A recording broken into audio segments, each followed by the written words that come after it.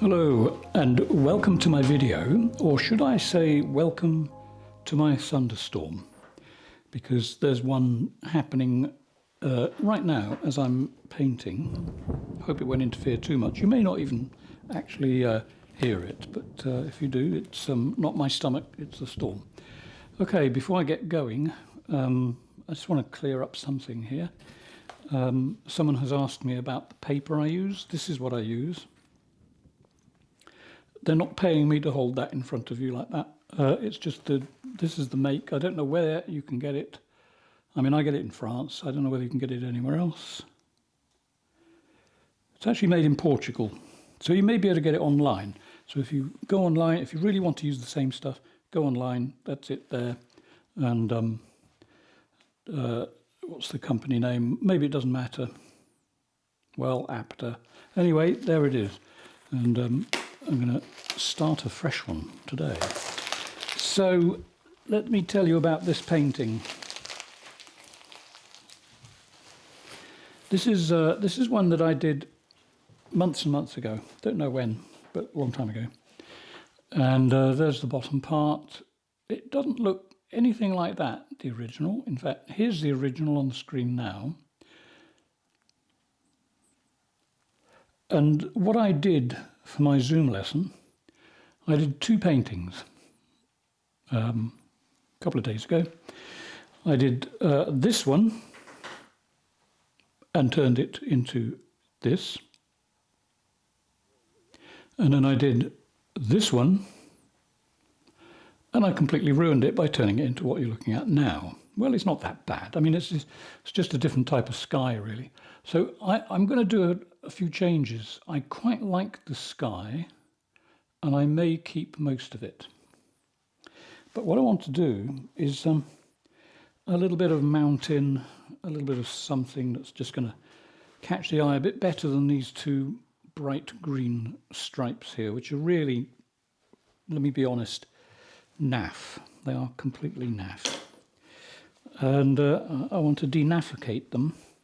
So let's have a go at that. So I've got some interesting colour, but well, before I get on though, I like this darkness here. I don't like that bristle that's stuck to it, but there you go, I'll get that off. I'm going to put some mountains, simplify this, maybe simplify the entire foreground, and then build these hills here up a little bit. But I still want to keep them in the distance. So really what I'm going to do today is I'm just going to be playing around a bit. And I'll attempt to not go on for an hour. I don't know how long it will be, but we'll see. Okay, so this is the last dregs of that roll. So we're going on to a new one. Let's stick that in the bin. Right, so how am I going to do this? Don't know really. I'm going to just sort of stick the brush in some paint and see what happens, and then push it around with a palette knife and some scraggy brushes to get some nice textures, and just see what happens. So what I will be using, apart from what's already on the board, is a bit of Payne's grey, a bit of ultramarine blue, maybe a bit of sap green and red ochre, possibly a touch of primary yellow, and I've also got some turquoise. This is a tube I found that I don't know when I bought this, it must have been a long time ago because it's a small tube, and I tend to buy large tubes now. But anyway, this is a very small tube. In fact, it's so old I couldn't get the top off. I know there's all kinds of tricks you can use to get the tops off of tubes, but if you're teaching a bunch of people on Zoom and you've got an hour to paint and then you find a tube you can't open, it's better to just break the end of the tube and get the paint out that way, which is exactly what I did. So what should we do first? Let's just get some blue on a brush and start pushing it about. So ultramarine, I've always liked ultramarine. Definitely one of my favourite blues. It's got a richness to it that you don't get in some other blues. It's got a depth that is not easily mimicked. Okay, a bit of oil, refined linseed oil, and let's just see what happens. So first thing is ultramarine blue and a bit of Payne's grey. Now, I've put some oil in it. I'm not using a lot of oil because I don't want it to drip. And I just want some kind of interesting mountain top up here. It might even go further up, don't know yet, we'll see. I always say that, don't I? We'll see, because we will see. So let's try and make some interesting shapes in this blue that evoke the feeling of a mountain. It's going to be quite distant. And you notice, as usual, back and forth, like that. It just seems to work. Maybe it won't work for you, but for me, it produces quite interesting mountains with distant trees on the top. Okay, so let's just get that down to the planet down here. So there's some nice pale tones already on the board. Most of this paint is quite dry. I mean, some of it's sticky, but generally it's dry.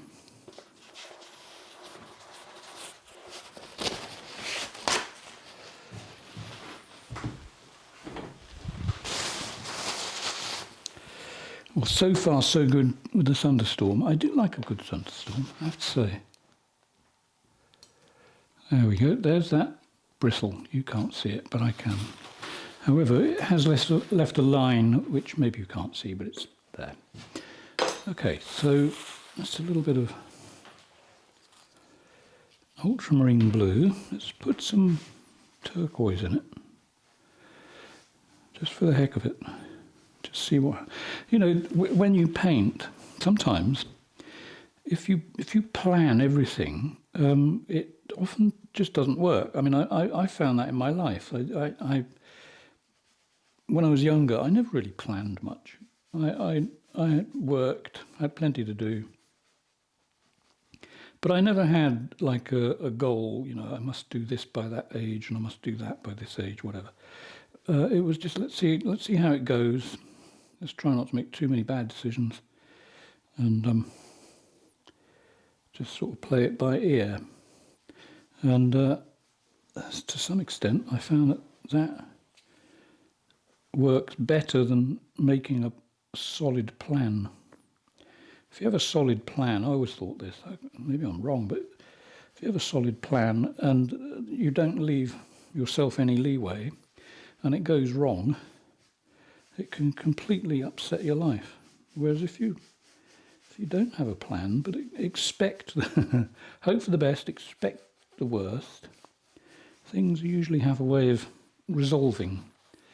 So there's quite a nice big mountain appearing there. I'm going to move the camera a little bit for you because it's a little bit over on the left there, isn't it? Let's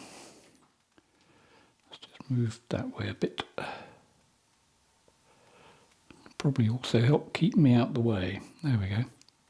So do I like that mountain as it stands? Yeah, actually I quite do. I do quite. I quite do as well.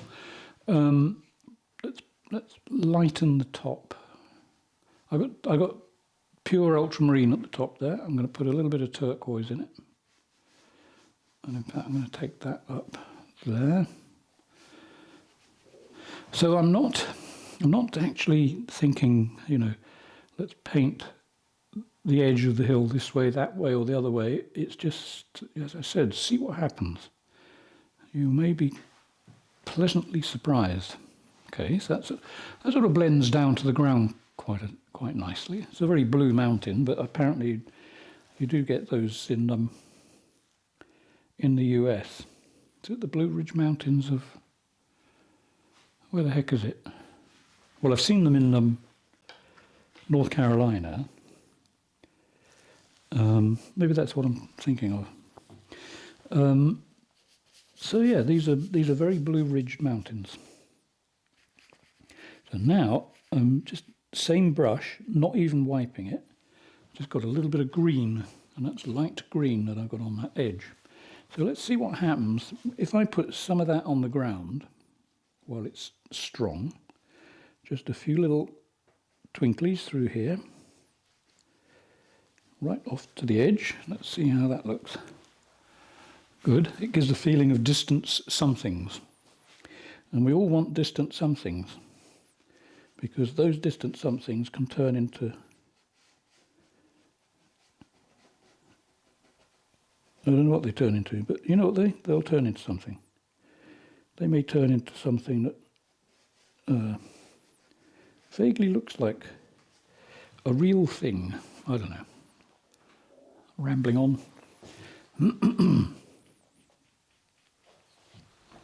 Okay, a little bit more colour, and let's just do that and see what happens. What's that going to do? It's going to do that. So now these blue mountains have got a little bit of greenery in them, because I'm sure the blueness is to do with the probably it's something in the air. Maybe it's a sort of dust thing. I don't know.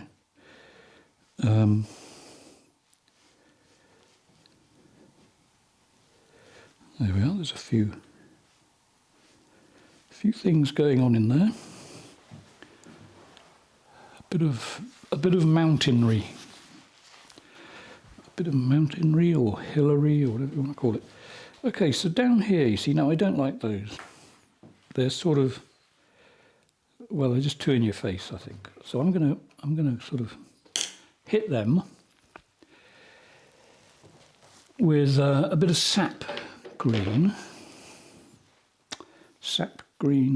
and good old red ochre. Running out of space on my palette here a bit. I've got two palettes I'm working on left over from the Zoom class, which was on Saturday. Today is now Monday. And I figured that I would paint the next day, but I didn't. So it's all still a bit of a mess. The magic colours. Something about these two colours. So what shall we do? I will be doing more on the sky in a while, but there's something I do want to do here on the mountain. Something that I spotted the other day on somebody else's painting, and that is, I just reminded this person that nothing in nature has an outline, and it looks like I'm putting an outline to the mountain. You see, it's very subtle. It's just that dark line along here. Now, that's okay. You can sort of get away with it as long as you don't do it too much, but I'm going to just get some light in there right up to the edge to lose that outline effect. And you'll find that it looks more realistic. You see, now the mountain is starting to go around and away from you. It's okay. I don't mind the one at the top. That's okay, because it's broad enough to not be an outline. Might just put in a few random one of them and one of thems. There we go. A couple of thems there. Now then, down to the ground here. So this sap green and red ochre malarkey. What are we going to do there? So sap green and red ochre. Okay, just down one edge of the brush. And I want to lose these things. I might leave them, if you see what I mean, but break them up. So to do that, I would probably do something like keep that, put something here, lose that down there. And when I say lose it, just darken it off.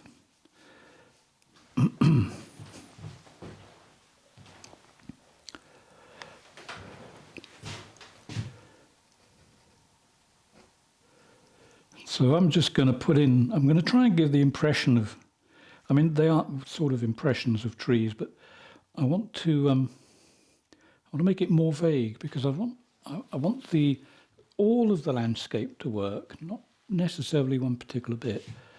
And then get back to the sky and, you know, have a bit of a fun day with the sky.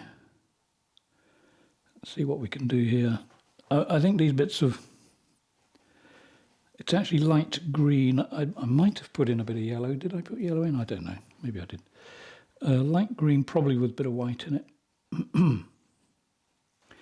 And I just want to make it look slightly, there we are, that's better. It's slightly more complicated. They were just 2 bars, you know, and I don't like that sort of look. It's just too simple, I think, anyway. So, okay, red ochre, sap green, tiny bit of Payne's grey in there. Now, in fact, actually, no, cancel that. That's quite a lot of Payne's grey because I want the foreground really darkened down. I'm going to do something that, I suppose it's going to be a little bit of an evening type painting. Most of them are that I do anyway. I was wondering the other day why it is my paintings are dark. Now, a lot of people have said on my Facebook page and on YouTube, oh, your paintings are so gloomy. Well, actually, I tend to not use, I don't use the word gloomy. Usually when I describe my paintings, I much prefer the word moody. And in fact, I'd even add the word interesting after the word moody, but gloomy, I'm not sure I'm gloomy. I do quite like dark, but you know, that you've got to remember with a painting, first of all, you can do what you like. And secondly, if you have a nice bunch of darks, you can really show what the light does and how it, you know, the light becomes alive when there's a good amount of darkness around it. It's just the way I like it anyway. And now that I'm sort of retired from the world of graphic design, and I'm just a full-time painter now, really, I'll do what I want. Great feeling. Highly recommend it. Now then, touch more oil. Okay, so this is the same colour, just sort of loosened up a little bit. Now, what can I do? Is there anything I need to do over here? I think a bit of light, extra light cloud, catching light from somewhere. Don't know where yet. Probably the sun, but you know, when I don't know where the sun's going to be. So let's just see what happens if I make a little bit of a feature here and just make this bunch of trees just slightly bigger.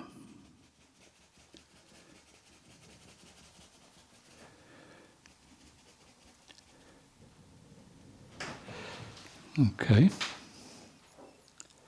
so that I quite like.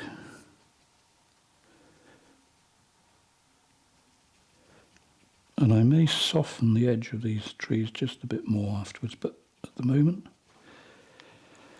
very important thing, by the way, if you're doing trees, supposing you paint a tree up against the sky like this in the toneless style, make it fuzzy. It'll give the feeling that the wind is blowing through the tree. Don't make it too crisp. So what's going on down here? Let's see. Why is it dark? Why isn't it light? Well, it's because it's in some kind of shadow which probably won't need to be explained to the viewer. It's just a shadow. Right, I'm going to move the camera just a touch to the right. So what we're going to do with the over on the right, I think a little bit more mountain. I've got a hint of a mountain here, but I think it probably needs just a little bit more up there.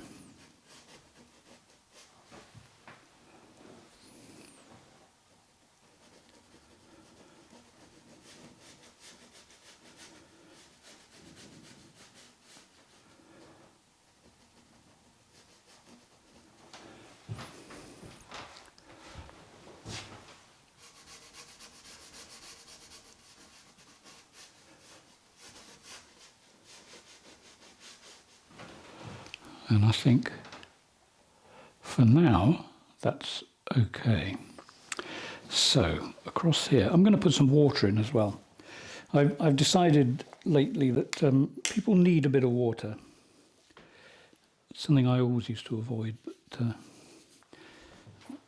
lately I've started to add water to a few pictures. So I'm going to have water down there somewhere sitting at the bottom. So here, a bit more darkness again. Darkness, and well, it's not, I suppose, yeah, it is darkness, but I'm simplifying, I think that's what it is. Simplifying so that I can put the water on it, and the water on it will slightly complicate it. It'll all become clear in a minute, I think. Let's just have that in a nice bit of shadow, I think, there. Okay, now. Right, for the water I'm going to do with a palette knife, and I'm going to do a few other things with the palette knife, way in the distance through there. Then once I've done that, I'll get up and prance about in the sky.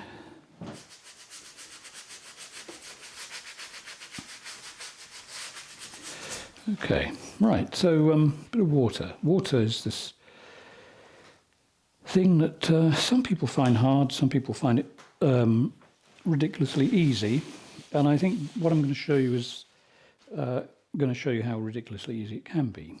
Okay, right. Now, let's see. Best palette knife for water. In fact, I've got two here. I've got this really long palette knife. That's quite good for what I'm going to do, I suppose, because it makes long sweeps. Or that size, which is sort of a comfortable size for smaller lines. I think I'll start with this one.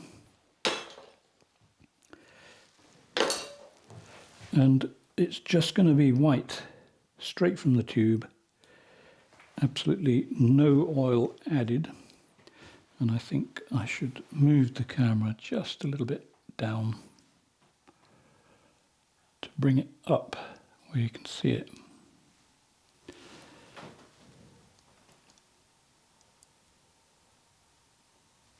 Okay, right, so water.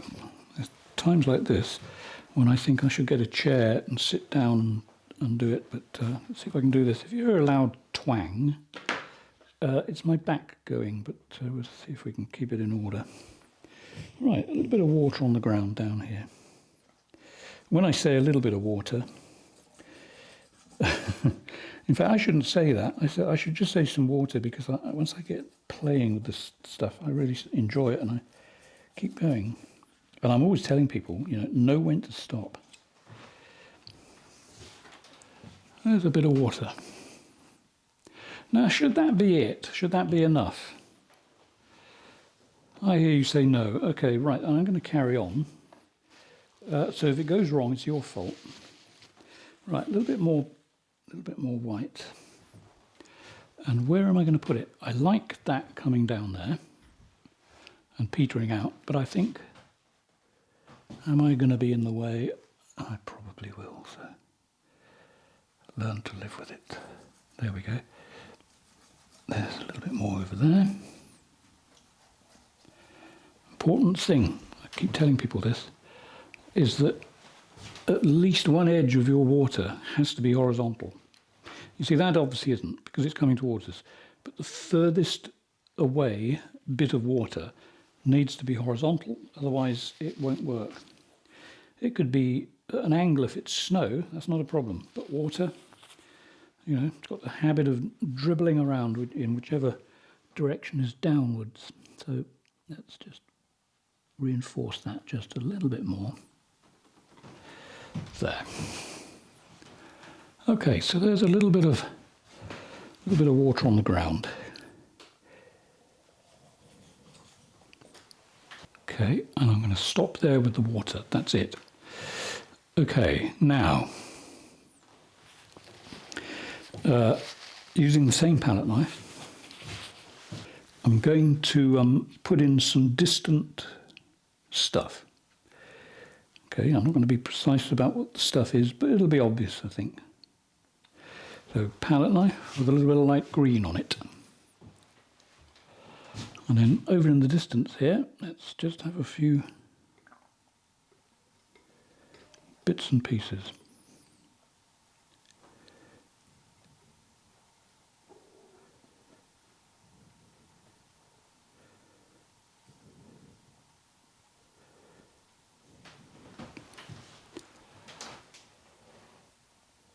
So, distant fields. The further away they are, unless they're on an angle going up, the thinner they will get. So we can take them further away just by putting in tiny little slithers. If I can get the palette knife to work, let's try again. Well, that one's pretty far away. Let's have another one.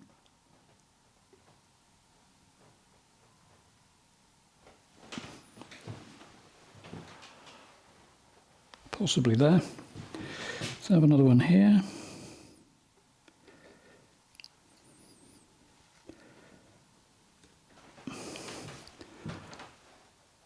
Okay, so there's a bit of distance for you. I'm going to go over to the left-hand side of the picture, over here, and have a little something at the base of the mountain. Okay, so I've got a few dots in there, but I want more. I'm going to take that line, just put a few thingamajigs through there. How's that looking? Reasonable.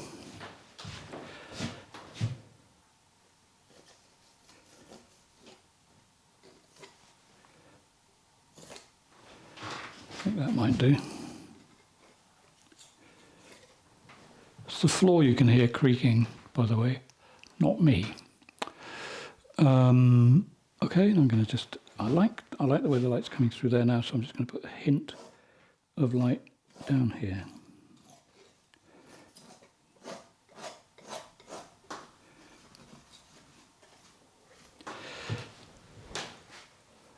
Okay, pretty well it. And then a quick flurry on the sky, and then that'll be it. Bit of paper, quick bit of blur.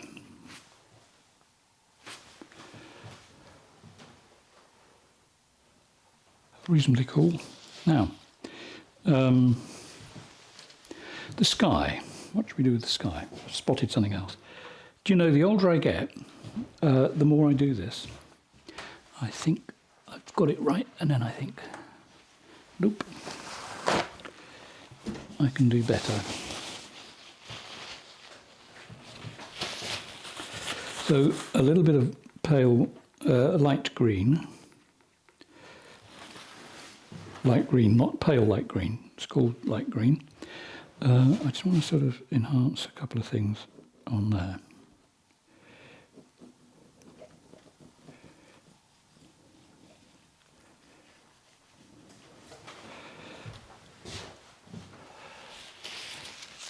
Followed by what I did down here, just a quick bit of blur.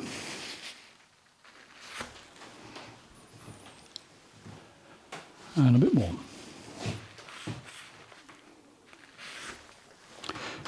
I want it subtle, but just for one little sharp point just there. Maybe it's too sharp.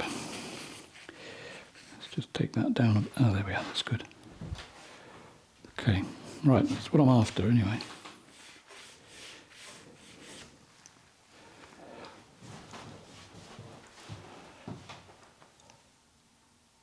Yeah, just a bit of light on that part of the hill. That's all I wanted. Let me see. Do I need to stop? You know what I always say to people? Know when to stop.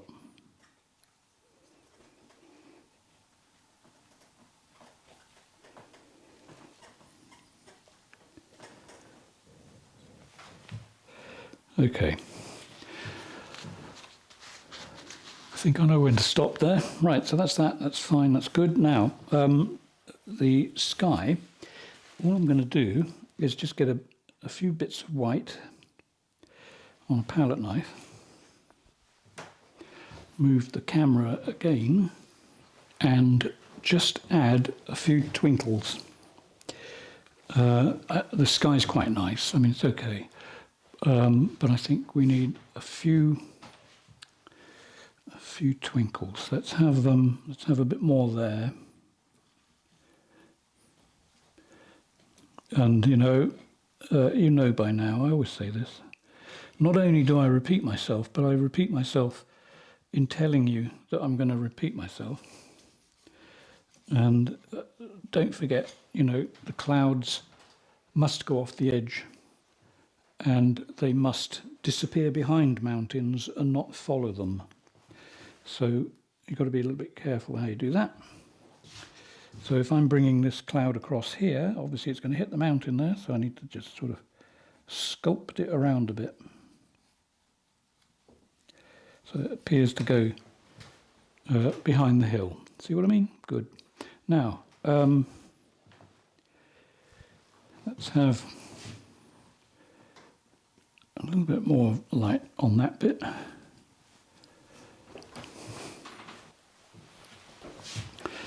Take that up there.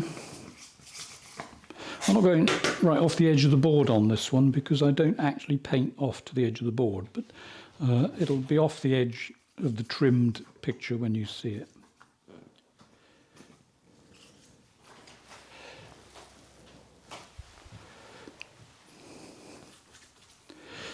Okay, so there's a little bit of white up there, and that will be smoothed out in a while with a bigger brush, or a dry brush anyway. It doesn't always have to be a big brush, just a dry one. Bigger is better though. Okay, so there's a little bit of cloud here. It's just sort of looking at it to make interesting shapes really at the moment. And then down there, just soften the edge a bit. Okay. And then I think across there. So if you have a painting and you think, oh well, that's it, I can't go any further with that, don't assume that it's finished, because you can come back later and try something like this. You may end up quite pleased with what happens. So I'm going to have a little bit of mountain, a little bit of cloud going behind the hill here, and then across.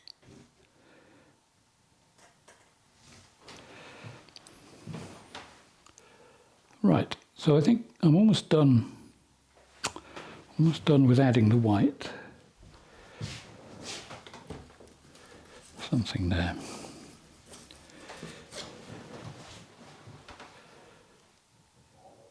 Okay, now, somebody did ask me on my group. I have a group on Facebook now.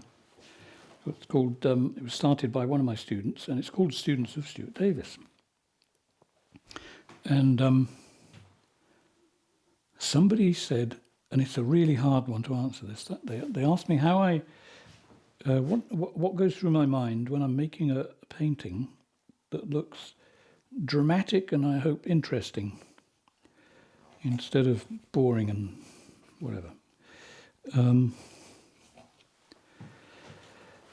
the only thing I can say is just think drama, mystery, and paint the world that you want to see. It doesn't have to really, this is no particular place. It's just somewhere in my head.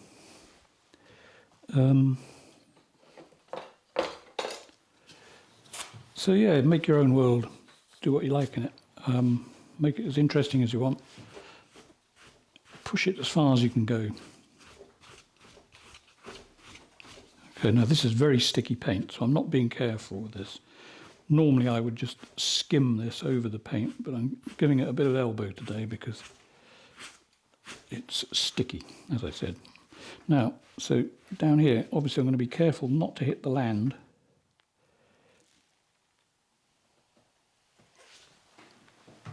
because I will ruin my mountains, and I don't want to ruin my mountains.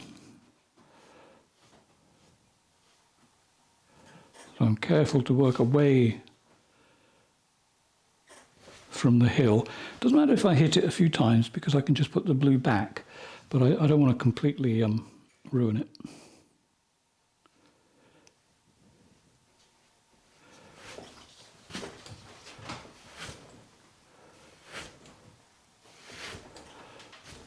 Okay. Okie dokie. Now,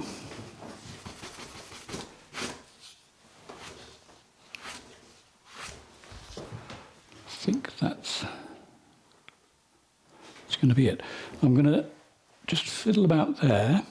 The reason I'm pausing now, I'm going back and forth to the camera to see what's happening in the lens, in the viewfinder, I beg your pardon, because it's I'm seeing, when I look in that, it's like I'm looking at it from 50 feet away, which is what I want. Now, oh yeah, down here, right, okay, in there, something, I've got to do something in there. So let's just tidy that a bit. And then I'm going to rebuild the hill just a little bit more. It's going to go up a touch here. Get an interesting sort of crag type thing here that's almost disappearing into the sky. Good, nice and vague. That sort of gives power to that bit. Okay, that's good. That's what I wanted now. I just want to do this thing with the finger, where you make distant small clouds. And I'll just put a few down way over there. Just a few little, I mean, it's just literally just fingerprints. So you you buy a painting from me, please. Sorry, I got the giggles today. You buy a painting from me, you get my fingerprints on it so that nobody can ever say that that wasn't painted by me.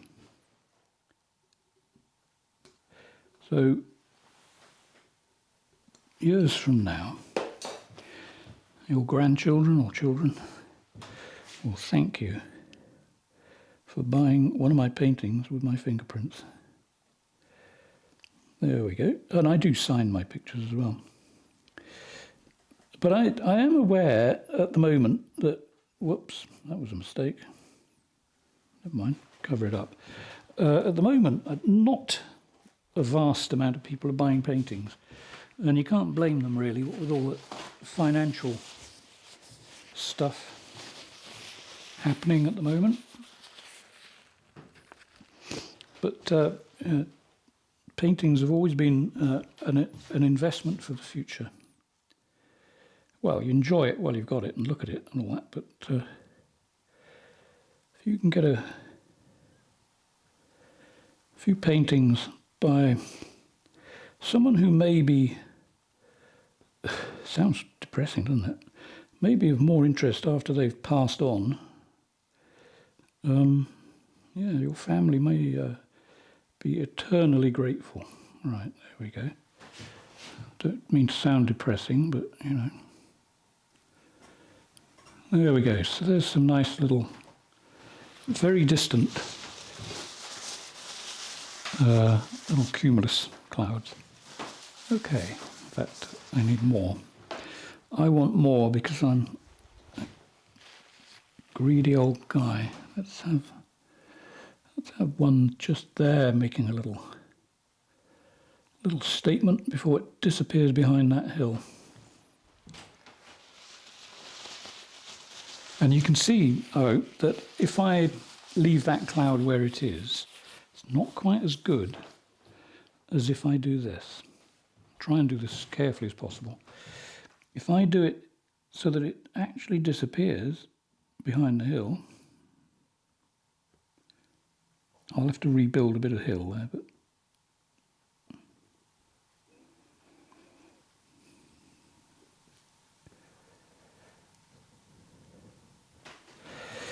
Okay, so when I put the hill back,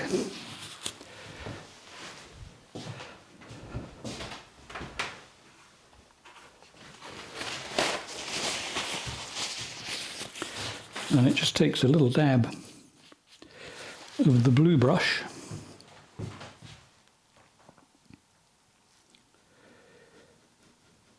there. So there, you can see it's disappearing behind the hill. None of the clouds are following the hill, which you really don't want, because it just doesn't happen. I've got this very dark bit up here. Is it too dark? Do you need to see the top edge of that mountain, that ridge? I'll show you where I mean. Because I think it's just disappearing too much into the sky. I think I might just put a dark edge there, but not an outline. Just something so you can actually see the edge. Do I need it like that? Probably, yeah. I think I'll leave that. Okay, so there we are. There's a quick bit of fixing up of a painting that I obviously ruined the other day. I think it's an improvement. It usually is when you fiddle with something like this. I've just got to put that there, I think.